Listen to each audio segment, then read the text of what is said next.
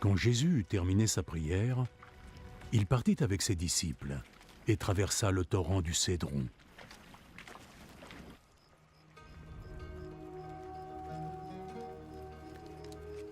Il y avait là un jardin dans lequel Jésus entra avec ses disciples.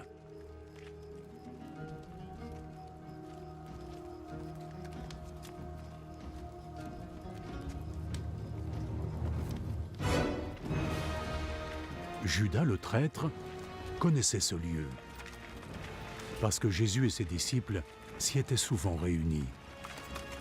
Judas se rendit donc jusqu'au jardin, emmenant avec lui une troupe de soldats romains, ainsi que quelques gardes du temple envoyés par les chefs des prêtres et des pharisiens. Ils étaient armés et portaient lanternes et flambeaux.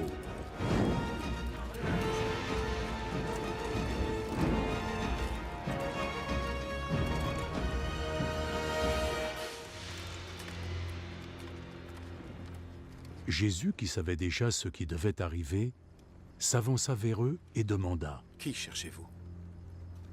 Jésus de Nazareth.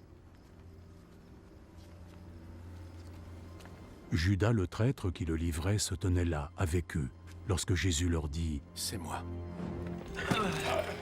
Ils reculèrent et tombèrent par terre.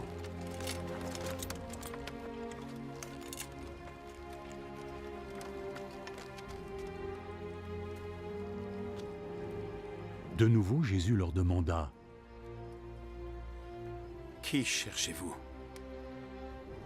Jésus de Nazareth. Je vous ai déjà répondu que c'était moi. Si donc c'est moi que vous cherchez, laissez partir les autres.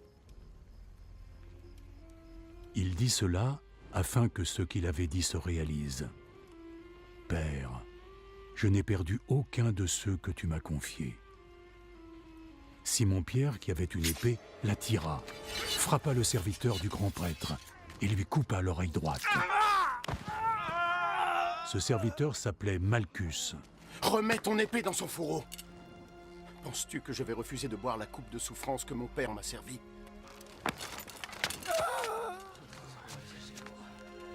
Alors les soldats romains, leurs commandants et les gardes des autorités juives se saisirent de Jésus, le ligotèrent.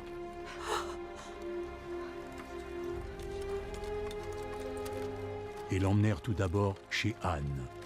Anne était le beau-père de Caïphe, qui était grand prêtre cette année-là. Et c'est Caïphe qui avait prévenu les autorités juives qu'il était dans leur intérêt qu'un seul homme meure pour tout le peuple.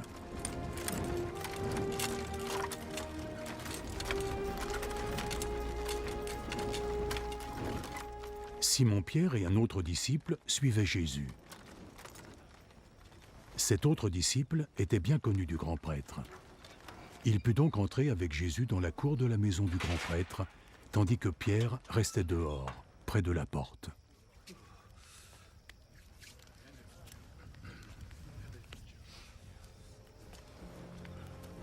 Alors, l'autre disciple ressortit, parla à la femme qui gardait la porte et fit entrer Pierre.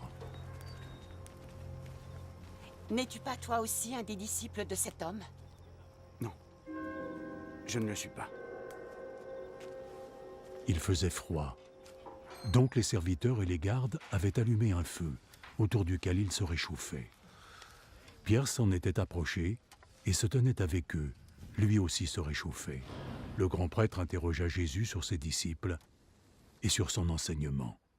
Jésus répondit : « J'ai toujours parlé ouvertement à tout le monde. J'ai toujours enseigné dans les synagogues et dans le temple où tous les gens se rassemblaient. Je n'ai jamais rien dit en secret. Pourquoi alors m'interroges-tu ? Interroge ceux qui m'ont entendu et demande-leur ce que je leur ai dit. Ils savent ce que j'ai dit. » Comment oses-tu parler de la sorte au grand prêtre ? Si j'ai dit quelque chose de mal, dis à tout le monde ici ce que c'était.